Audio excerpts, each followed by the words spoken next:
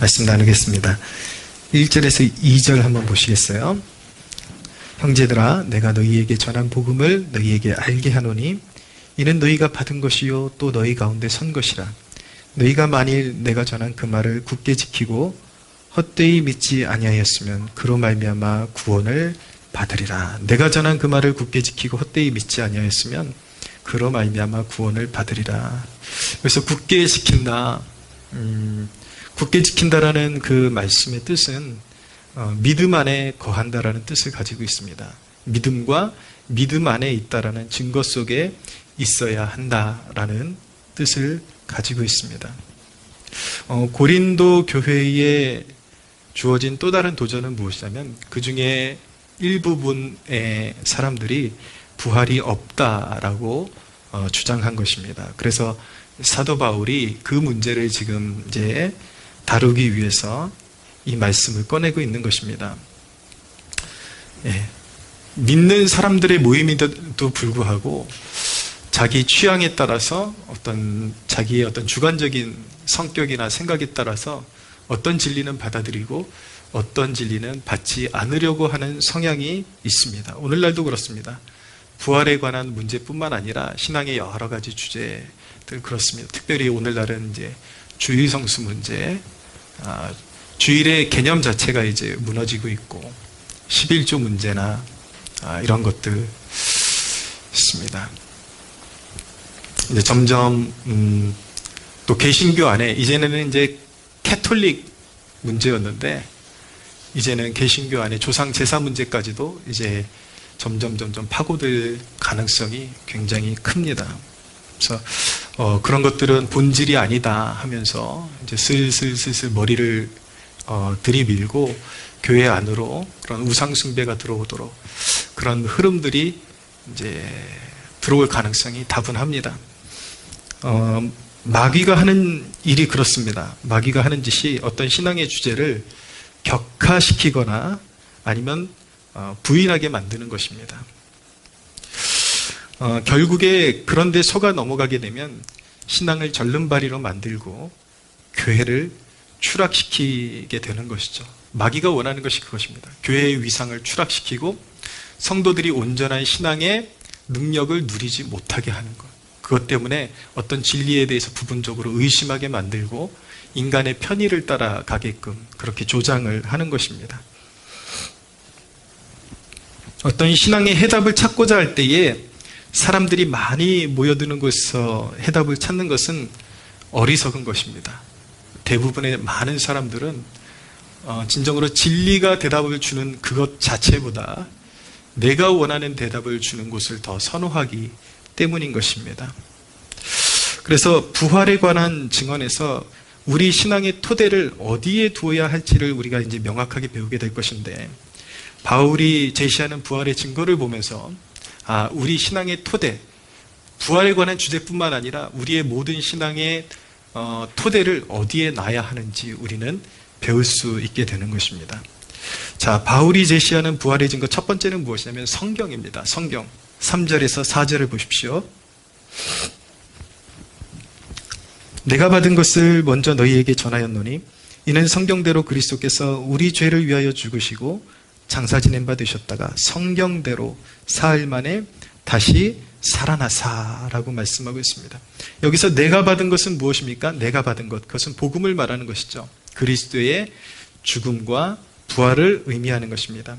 근데 바울이 그 모든 것이 이는 성경대로 이루어진 것이다 라고 그렇게 말씀하고 있습니다. 여기서 바울이 말하는 성경은 구약 성경이겠죠. 당시에는 이제 신약이 완성이 안 됐으니까 성경의 증언이 중요한 이유는 성경은 근본 하나님의 말씀이고 계시이기 때문인 것입니다. 우리가 신앙적으로 계시라 그럴 때 아무거나 계시라고 하지 않습니다. 그냥 신비한 어떤 체험을 받거나 어떤 그런 영적 체험을 한 것을 갖고 계시를 받았다라고 말하지 않습니다. 성경이 말씀하는 계시, 신앙적인 계시는 구원에 관한 감춰져 있던 하나님의 뜻이 드러나는 것, 그것을 계시라고 말하는 것이죠. 성경은 분명히 사람의 저자를 통해서 우리에게 알려진 것이지만 그것은 성령의 감동으로 성령께서 주신 계시의 영역에 속하는 것입니다. 그것은 전능자이시고 절대 변함이 없으신, 그리고 모든 약속을 능히 이루시는 하나님께서 인류에게 주신, 특별히 믿는 자들에게 주신 계시의 말씀인 것입니다. 하나님은 선지자들을 통해서 그리스도의 죽음과 부활을 계시해 주셨습니다. 성경 곳곳에 보면은 그리스도의 죽음과 부활에 대해서 말씀을 하시고 예언을 해주셨는데, 창세기 33장 15절에 보면 여자의 후손이 사탄의 후손을 밟아 이길 것이라는 것을 이미 말씀하셨습니다. 그러나 이 창세기 3장 15절에 보면 이미 그리스도 메시아의 발꿈치를 이 뱀의 후손 사탄의 세력이 상하게 할 것이다, 예수님께서 십자가에 죽으실 것을 이미 창세기 3장 15절에 예언을 해주신 것이죠. 구약의 제사들을 보면은 그리스도의 희생이 구구절절 녹아 있습니다. 레위기를 여러분들 나중에 이제 한번 언젠가 다루게 될 텐데, 레위기를 보면 너무나도 그 제사 항목 하나하나에 그리스도의 그 희생, 헌신, 십자가의 은혜가 그것이 구구절절 녹아 있다는 것을 알게 될 것입니다. 시편 곳곳에 주님의 고난과 배신당하심이 예언되어 있습니다. 특별히 이사야서 53장은 주님의 고난과 찔리심을 예언하고 있습니다. 그리고 구약 성경 곳곳에 보면 갈릴리에서 예수님께서 이 땅에 오셔서 활동하실 것들, 그리고 나귀를 타고 입성하시는 그 사건, 그리고 그리스도께서 받으실 고난, 그리고 마지막에 십자가를 지시기 전에 제자들이 흩어질 사건, 그리고 주님이 마침내 십자가에 달리시고 찔리실 사건, 그리고 주님께서 십자가에 달려 죽으셨는데 이제 보편적으로는 죽었는지 확인하기 위해서 다리를 쳐서 뼈를 꺾어서 확인하는 작업이 있는데, 예수님의 뼈는 꺾이지 않으실 것까지 구약 성경에 다 예언이 되어 있습니다. 심지어는 아리마대 요셉의 무덤에 예수님의 시신이 안치될 것이 예언되어 있습니다. 결정적인 것은 무엇이냐면 이 모든 것이 우리의 죄를 위함이라는 사실입니다. 주님의 죽으심과 그 부활이, 특별히 주님의 죽으심이 3절에 보시면 그리스도께서 우리 죄를 위하여 죽으시고 라고 말씀하고 있죠. 우리 죄를 위한 죽음이다 라고 말씀하고 있습니다.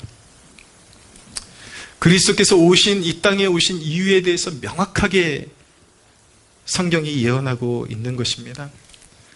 이 대목이 우리가 신앙의 기초로서 왜 그리도 중요한 것이냐면, 이 본질에서 벗어난 신앙을 부추기는 세력들이 모든 시대마다 있어 왔기 때문인 것입니다. 예수님께서 이 땅에 오신 목적을 죄인들을 구원하시기 위해서 오신 것이 아니라 사회를 정화시키고 도덕적인 본을 보이기 위해서 이 땅에 오신 것이라고 그렇게 가르치는 세력들이 모든 시대마다 있어 왔습니다. 그래서 기독교라는 이름을 가지고 동일하게 활동을 하고 있는 것 같지만 추구하는 바가 다르고 신앙적인 본질이 다른 것이죠. 그래서 오늘날도 보면은 신앙이라는 이름을 가지고 사회 정화를 부르짖는 사람들이 있는데, 복음은 본디 사회 정화를 위한 것이 아니라 죄와 사망의 권세에 매인 영혼들을 구원하시기 위해 예수님께서 오시고 십자가에 달리신 것을 전하는 것이 복음인 것입니다. 할렐루야.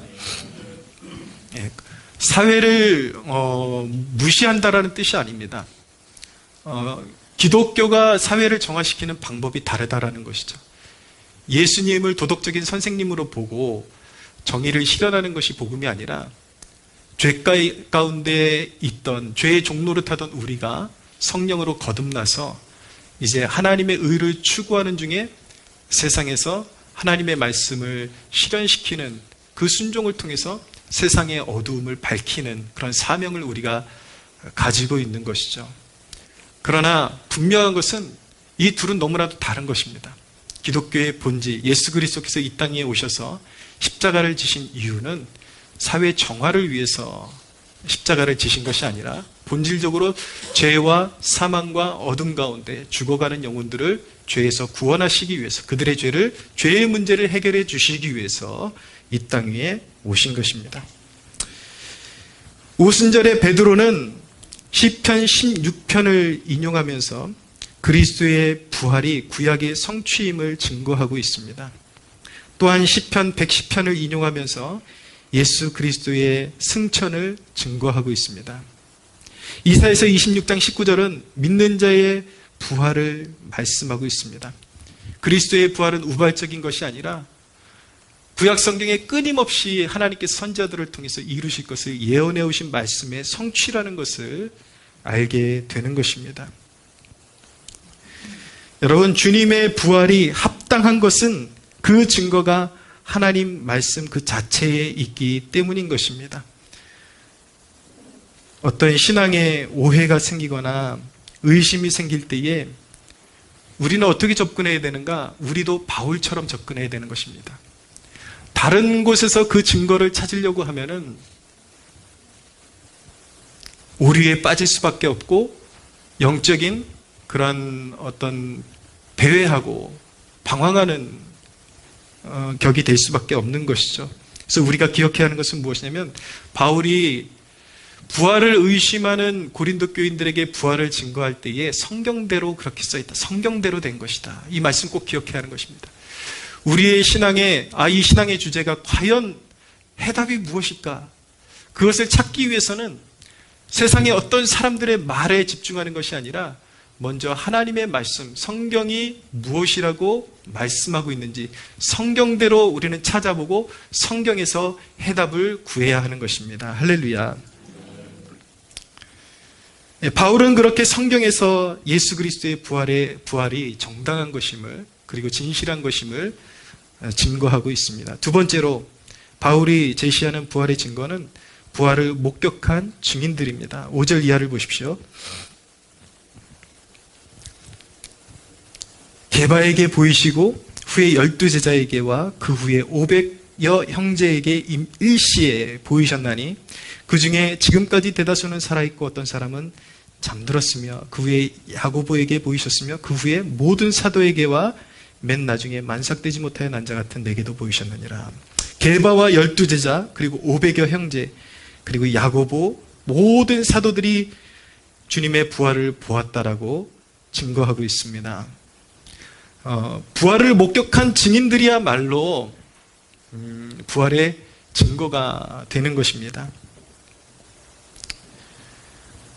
신앙을 우리가 형성할 때에 주님을 인격적으로 만난 사람들의 그 증거를 통해서, 입술의 증언을 통해서 우리가 신앙을 형성하고 그들의 발자취를 따라가야지, 영적인 권위가 없는 사람들의 말을 쫓으면 거기에는 답이 나오지를 않는 것입니다. 예로부터 거짓을 퍼뜨리는 자들은 주님의 부활을 부인하기 위해서 주님이 십자가에서 진짜 죽으신 것이 아니라 잠깐 기절했던 것이다 라고 그렇게 거짓말을 퍼뜨려 왔습니다. 그러나 그것이 거짓말인 이유는 이미 성경에도 말씀하는 바 로마의 군병들과 예수님의 대적자들이 이미 예수님께서 십자가에서 숨이 완전히 끊어진 것을 대적자들이 이미 확인을 한 상태였습니다. 또 어떤 사람들은 여기 500여 명의 증인들이 있었다라고 그렇게 말씀하고 있는데 그 500여 명이 종교적인 최면에 취해서 모두가 동시에 환각 상태에 있었다라고 그렇게 주장을 하는 사람들이 있어 왔습니다. 그러나 맨정신에 500명이 한꺼번에 환각 상태가 되는 일은 과학적으로도 의학적으로도 불가능한 것으로 나타나고 있습니다. 중요한 것은 무엇이냐면 우리가 살아가는 역사 속에서, 역사의 한복판에서 주님과 한 시대에 살았던 사람들이 주님의 부활을 보았다라는 것입니다. 역사 속에서 보았다라는 것이 굉장히 중요한 것입니다. 주님의 부활을. 원래 주님의 제자들은 겁이 많은 사람들이었습니다. 주님이 십자가를 지시기 전에도 뿔뿔이 흩어지고 굉장히 겁쟁이의 모습을 보였던 사람들이었는데, 갑자기 사도행전에 가면 제자들이 순교를 무릅쓰고 예수가 그리스도라고 증거하는 모습들을 보게 되는데, 어떻게 그런 변화를 맞이하게 된 것인가? 결정적인 두 가지 원인이 있었다라고 말씀드릴 수 있는데, 하나는 무엇이냐면 그들이 죽은 자가 부활하는 예수 그리스도를 통해서 죽은 자가 부활하는 것을 진짜로 보았기 때문인 것입니다. 거기에 성령이 임하시자 그들은 부활을 보았고 죽은 자가 살아나는 것을 보았고, 진정으로 그리스도께서 증거하셨던 하나님 나라와 죽은 자가 살아나는 것을 그들이 눈으로 보았기 때문에 거기에 성령의 충만함을 받으면서 그들은 두려움이 없이 예수가 그리스도라고 증거하는, 생명의 위협을 받아도 너희의 말을 듣는 것보다 하나님의 말씀에 순종하는 것이 옳다라고 그렇게 반박하면서 끝까지 복음을 증거할 수 있었던 것입니다. 그 용기의 근원이 어디 있었습니까? 그리스도께서 죽은 자 가운데 살아나는 것을 보았기 때문에 그런 용기를 가질 수가 있었던 것입니다. 자유주의 신학자들은 부활의 역사를 믿지를 않습니다. 그들은 뭐라고 말하냐면, 이 부활은 비유일 뿐이고 성경을 읽을 때에 기적을 그대로 믿는 것이 중요한 것이 아니라 그러한 사건을 통해서 우리에게 주시는 교훈을 얻는 것이 중요하다라고 그들은 주장을 합니다. 성경에 나타나는 기적이나 부활이 진짜 역사 속에 있었던 것이냐, 그것이 중요한 것이 아니라 그것을 통해서 얻어지는 그냥 어떤 도덕적인 교훈만이 중요한 것이다. 그렇게 주장을 하는 것이죠. 그런데 여러분, 생각을 해보십시오. 부활이 비유일 뿐이라면 복음은 신화에 불과한 것입니다. 그러면 오늘날 생명을 걸고 예수님을 추종하는 우리는 얼마나 사실은 불행한 사람들입니까? 불쌍한 존재들입니까? 실체가 없는 것을 믿고 따라다니는 것이죠. 여러분, 실제하지 않는 부활로부터 인류가 처한 죽음의 문제에 대해서 어떤 진실한 해답을 기대할 수가 있겠습니까? 인류의 문제, 죽음의 문제는 실제하는 것인데, 당면한 실제적인 인류가 당면하고 있는 가장 큰 장벽이고 고통이고 어려운 문제인데, 예수 그리스도의 부활이 그냥 비유에 불과하다면 인류는 여전히 어둠 가운데 있고 사망의 고통 가운데 매여 있는 신세가 되고 말 것입니다. 우리가 믿어야 하는 것은 죽음이라는 것이 인간 역사에 실제하듯이 그리스도의 부활도 역사에서 일어난 실제였다라는 것을 믿어야 하는 것입니다. 할렐루야. 예, 믿음이라는 것은 공허한 어떤 신화에 기반을 두는 것이 아니라 이 땅 위에서 이 역사 가운데 하나님께서 행하신 실제적인 역사를 근거로 해서 우리가 믿음을 형성하게 되는 것입니다. 내세의 확신, 부활의 확신, 이것들이 주를 따르는 제자들이 세상으로부터 자신을 구별하여 지킨 이유였던 것이죠. 우리가 믿는 것은 신화가 아니라 하나님이 인류 역사의 한복판에 개입하셔서 이루신 실제하는 구원 사건임을 믿어야 하는 것입니다. 여러분, 오늘날 절망과 죽음의 그늘날에 절규하는 백성들에게 가장 필요한 것은 무엇입니까? 바로 그리스도 안에 있는 부활의 소망인 줄로 믿으시기를 바랍니다. 그래서 우리가 이것을 가졌기 때문에 우리가 이웃을 사랑한다면 가장 시급하게 해야 하는 일이 무엇이냐면, 절망과 죽음의 두려움 가운데 있는 백성들에게 그 죽음의 두려움에서 놓아주시기 위해서 이 땅 위에 오셔서 고난받으시고 실제의 역사의 한복판에서 죽음의 권세를 이기시고 부활하신 예수 그리스도를 전해줘야 하는 것입니다. 할렐루야. 그것만이 죽음의 권세 아래 놓여있는 인류의 소망이기 때문인 것입니다.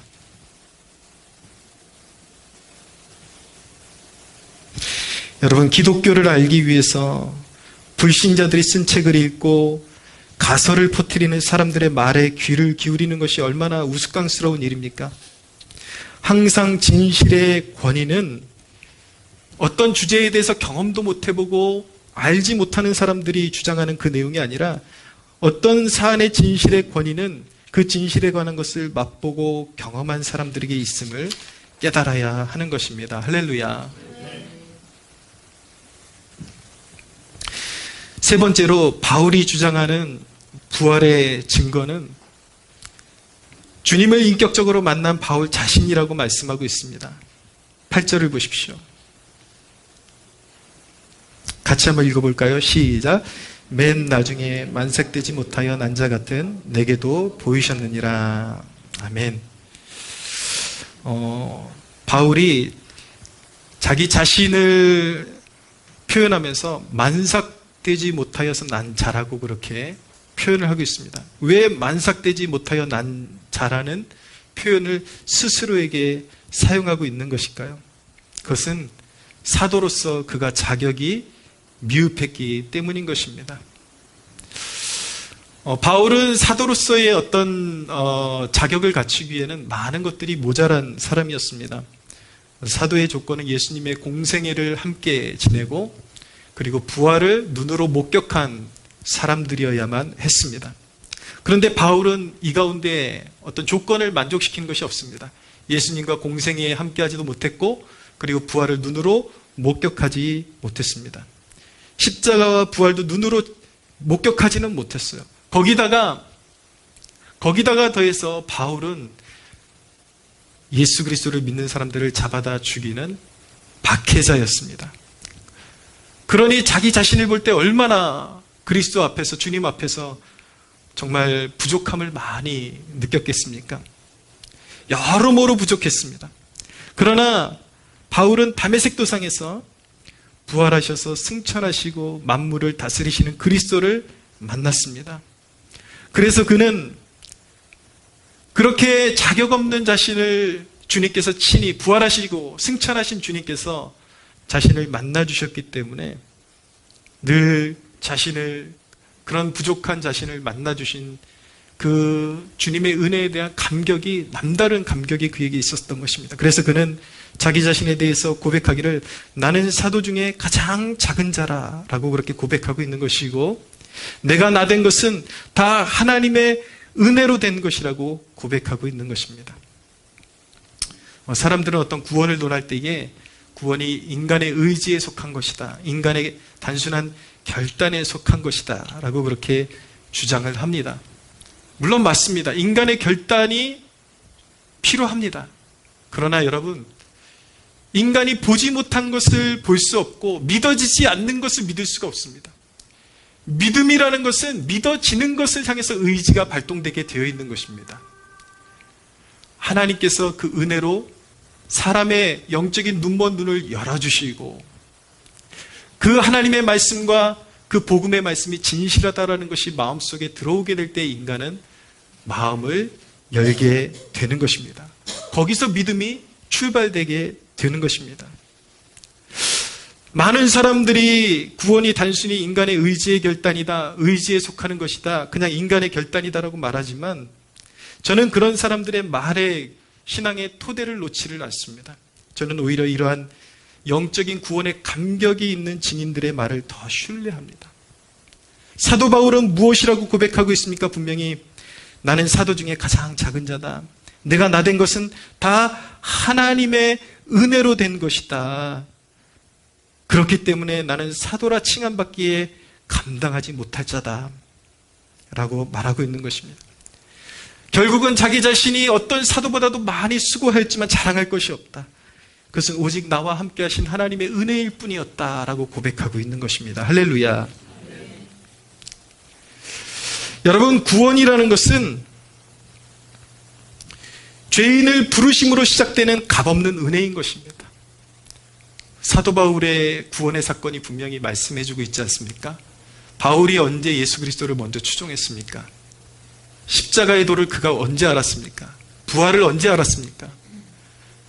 그는 그것을 전혀 알지 못했고 오히려 이단으로 취급했고 예수 믿는 자들을 잡아 죽이려고 했지만 다메섹 도상에서 빛나는 광채 가운데 임하셔서 사울아 사울아 네가 나를 왜 박해하느냐라고 말씀하신 주님을 만나게 된 것이죠.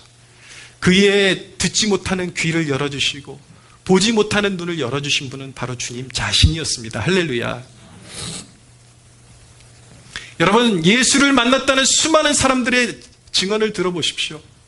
그들이 잘 알지 못해서 나중에 잘못 배워서 구원은 인간의 의지로 된 것이다 라고 그렇게 주장을 하지만, 사실 모든 사람들의 간증을 들어보면 예수를 그렇게도 증오했던 사람들이었고 미워했던 사람들이었고 하나님 말만 얘기만 나오면 그냥 막 혈기가 솟구치고 그렇게 하나님 얘기 듣기 싫어했던 사람들인데, 어떤 우연한 기회에 누군가의 권유를 듣게 되고 어떤 자기가 원치 않고 생각지 못했던 어떤 하나님의 개입과 섭리 가운데 교회로 이끌려와서 복음을 듣게 되고 마음이 열리는 것을 경험하게 되고 주님께 사로잡히는 것을 경험하게 되고 믿음이 들어오는 것을 경험하게 되고 결국은 내가 하나님의 자녀라고 고백하게 된 것입니다. 할렐루야.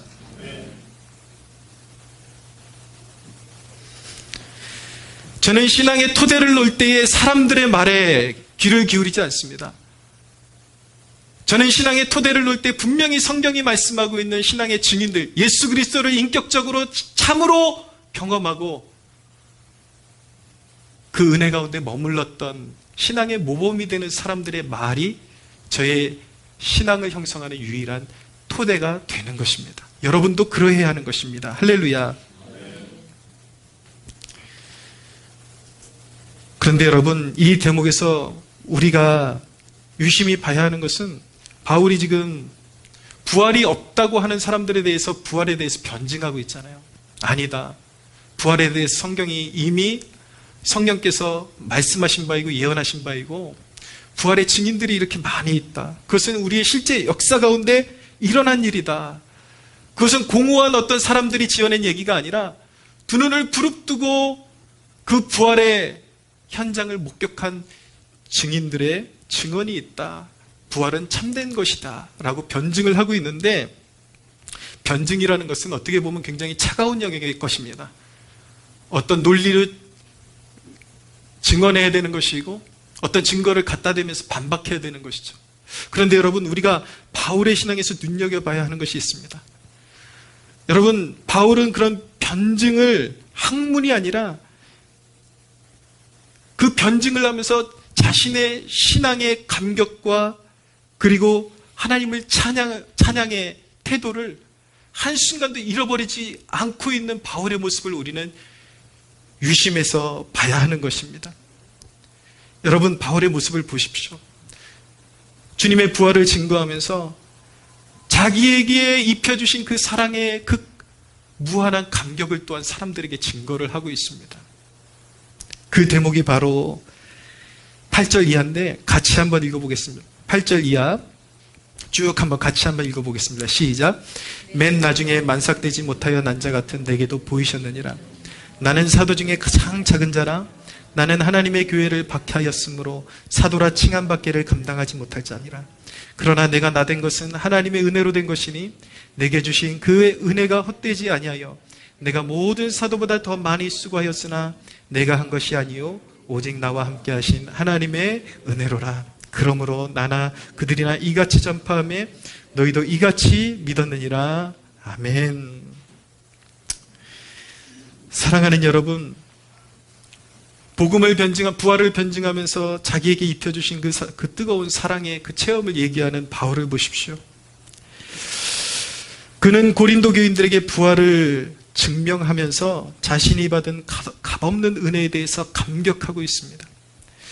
누구보다 수고하였지만 나와 함께 하신 하나님의 은혜라고 고백하고 있습니다.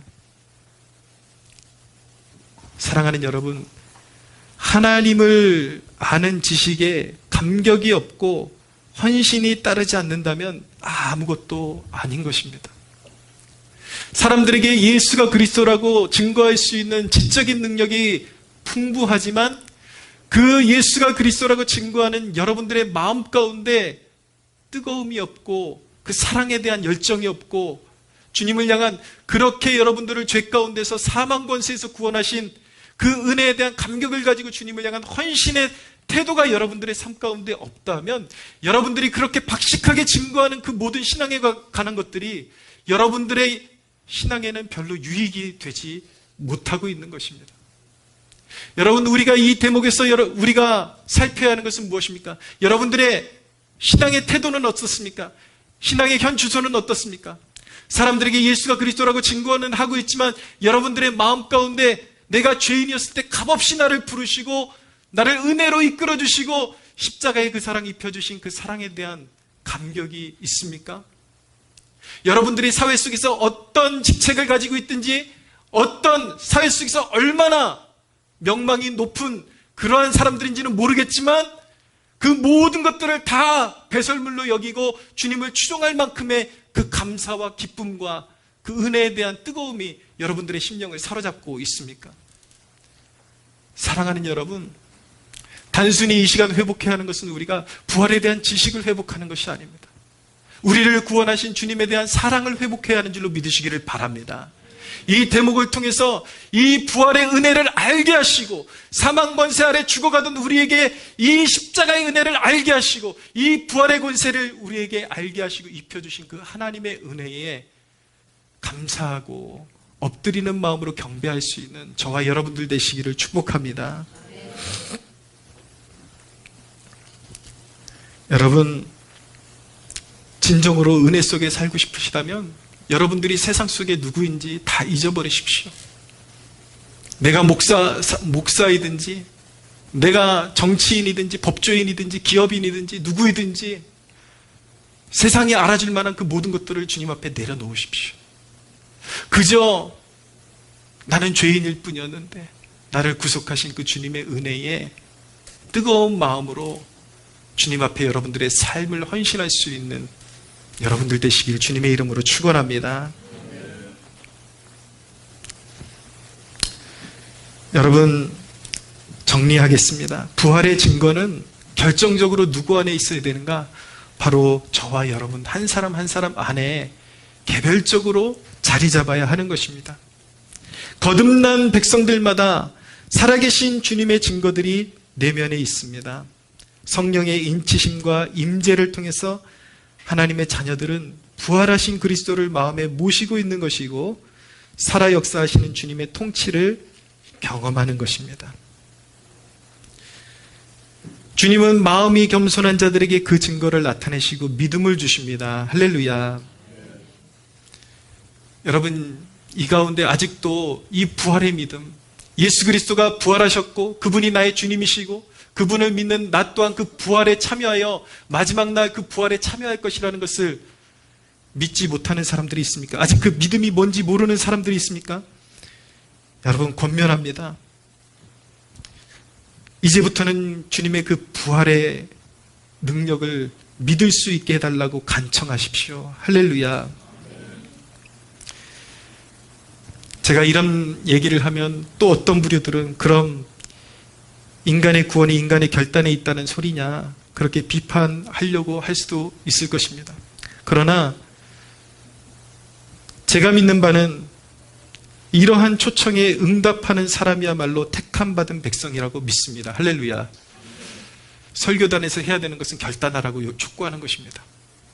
그러나 누군가가 그 촉구를 듣고 믿기로 결단했다면 그 사람은 하나님의 은혜를 받은 것입니다. 할렐루야. 그렇기 때문에 여러분은 하나님 앞에 그 부활의 믿음, 그 부활의 소망을 믿을 수 있게 해달라고 간청해야 되는 것이고, 여러분들이 부활을 목격한 증인이 되었다면 그 모든 것은 내가 한 것이 아니라 사도 바울처럼 하나님의 은혜라고 고백해야 하는 것입니다. 할렐루야.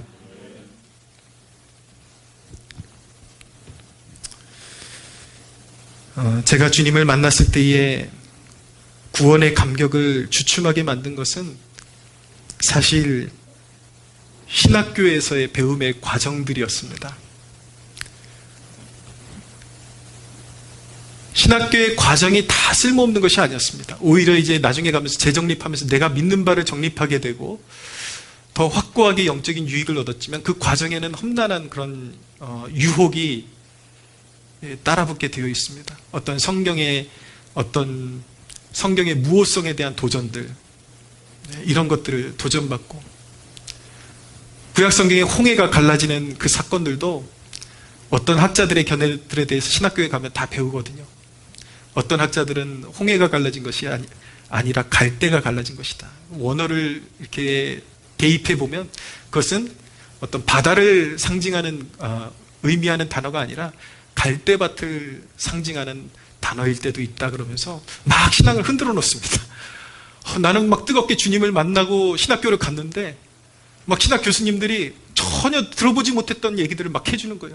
그 바다가 아니라 갈대밭이야. 이런 이야기들을 해주는. 그래서 한동안 막 뜨거운 불을 가지고 신학교를 갔는데 그 불이 점점 꺼지는 듯 했지만 결국은 제 개인에게 있어서는 그 신학의 과정이 결국에는 또한 축복이 되어서 오히려 내 안에 주신 그 부활의 증거가 세상의 어떤 가설로도 흔들 수 없는 성령께서 주시는 진실한 것임을 확인하는 그런 시간이 될 수가 있었던 것입니다. 사랑하는 여러분, 드리고자 하는 말씀은 이것입니다. 여러분들의 신앙의 토대를, 여러분들의 신앙을 흔들어대는 어떤 매체나 다른 것들에 의존하지 마십시오. 오직 하나님의 말씀의 진실함을 믿으시고 어린아이와 같은 마음으로 성경을 대할 수 있는 여러분들 되시기를 축복합니다. 성경과 그리고 항상 신앙의 길을 쫓아갈 때에는 주님을 만나지 못한 그런 인격적인 경험이 없는 사람들의 말을 쫓아가는 것이 아니라 항상 기독교 역사에 위대한 발자취를 남긴 주님을 성실하게, 인격적인 주님을 모시고 신실하게 따라갔던 참된 부활의 목격자들, 그리고 성령으로 그분을 체험한 신실한 증인들을 쫓아가야 우리의 신앙이 건재하고 우리의 신앙이 마침내 승리하는 신앙이 될 수 있음을 각인하고 믿으시는 여러분들 되시기를 축복합니다. 그런 의미에서 1, 2절을 보면 바울이 지금 무슨 말을 하고 있는지를 여러분들이 더 잘 이해할 수가 있을 것입니다. 1, 2절을 다시 한번 소리내서 읽어보겠습니다. 시작! 형제들아, 내가 너희에게 전한 복음을 너희에게 알게 하노니 이는 너희가 받은 것이요 또 그 가운데 선 것이라. 너희가 만일 내가 전한 그 말을 굳게 지키고 헛되이 믿지 아니하였으면 그로 말미암아 구원을 받으리라. 할렐루야, 할렐루야. 성경의 증언과 주님을 만난 인격적인 증인들의 그 신앙의 토대 위에 서서 흔들리지 않고 구원의 길을 걸어가는 마침내 주님의 도성, 주님이 마침내 부르실 때에 주님께서 우리를 위해서 예비하신 새 예루살렘에 발을 딛고 굳건히 설 수 있는 여러분들 되시기를 주님의 이름으로 축복합니다. 하나님께 영광.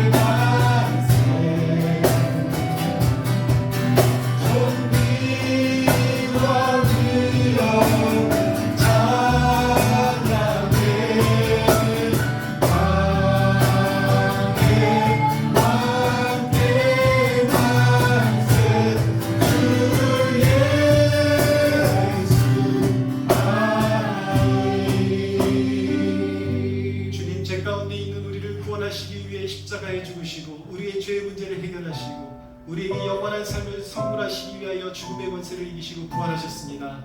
주여, 그 부활의 주님을 믿게 하여 주시옵소서. 그 주님을 믿을 때 우리 또한 영원히 살 것이며 주님의 부활에 참여하여 부활에 참여하는 기쁨을 누리게 될 것임을 믿게 하여 주시옵소서. 의심이 없이, 죽음에 대한 두려움이 없이 이 세상을 이긴 자들로 살아갈 수 있도록 역사하여 주시옵소서. 썩어질 이 땅이 아니라 부활의 몸을 입고 살아갈 영원한 삶을 소망하며 영원한 나라에 우리 신앙의 기초를 두게 하여 주시옵소서. 우리 함께 주여 부르짖고 기도합니다. 주여, 주님 감사합니다. 하나님 이 땅밖에 모르고 하나님 절망 가운데 살아가는 우리를 하나님의 자녀로 부르시고 하나님의 놀라운 섭리 가운데 영적인 무지에 갇혀있던 우리를 하나님 이끌어주셔서 하나님 십자가의 복음, 그 부활의 복음 알게 하시고 듣게 하시고 우리에게 믿음 주셔서 주님 고백하게 하시니 감사합니다. 주님 부활하신 주님을 믿습니다. 그 부활에 우리가 참여하고 있음을 믿습니다. 우리가 믿음으로 나아갈 때에 주님의 부활하신 것 같이 마지막 날 우리의 죽은 몸도 살아나게 될 것을 믿습니다. 주여, 우리를 하나님 원하는 혼자와 믿음 위에 세워주시고 하나님 굳건한 반석 위에 세워주옵소서. 하나님 나라의 영광스러운 그 광채를 바라보며 하루하루를 살아가게 하여 주옵소서. 썩어진 이 땅 가운데 우리가 발을 밟고 살아가면서 썩어진 세상에 하나님 우리의 신앙의 기초를 두지 아니하도록 도와주시고 하나님 우리를 흔들어대는 사람의 말에 귀를 기울이지 아니하며 오직 성경과 신실한 증인들의 말에 기울이고 의심 없이 하나님 우리가 부활의 믿음을 소유하고 나갈 수 있도록 역사하여 주시옵소서. 주님 찬양합니다. 감사합니다. 감사합니다. 다 자리에서 일어서시겠습니다.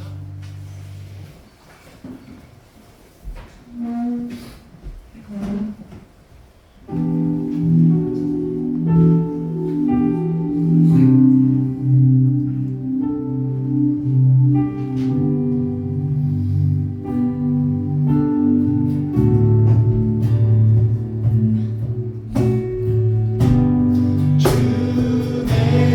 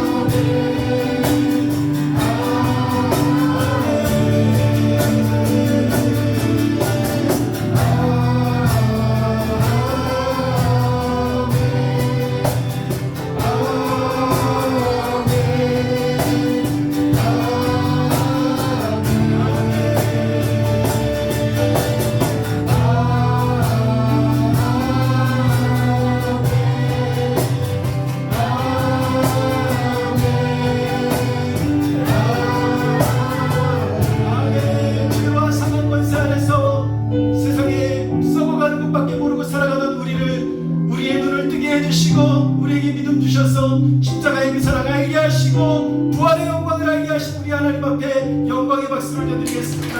거룩하신 하나님 영광을 받으소서. 성부 성자 성령 하나님 영광을 받으소서. 성삼위일체 하나님 송축하나이다. 우리를 구원하심에 영광과 감사와 찬양을 올려드리나이다. 오 주님 영광을 받아주소서.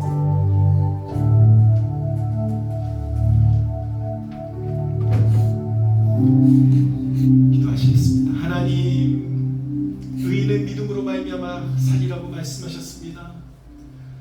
주님의 그 부활의 영광을 믿게 하여 주시고 우리가 그 믿음 안에서 죽어도 살 것이요 영원히 살 것임을 믿게 하여 주시고 우리가 그리스도의 부활로 말미암아 죽음의 권세, 사망 권세를 이긴 자들임을 믿게 하여 주시옵소서.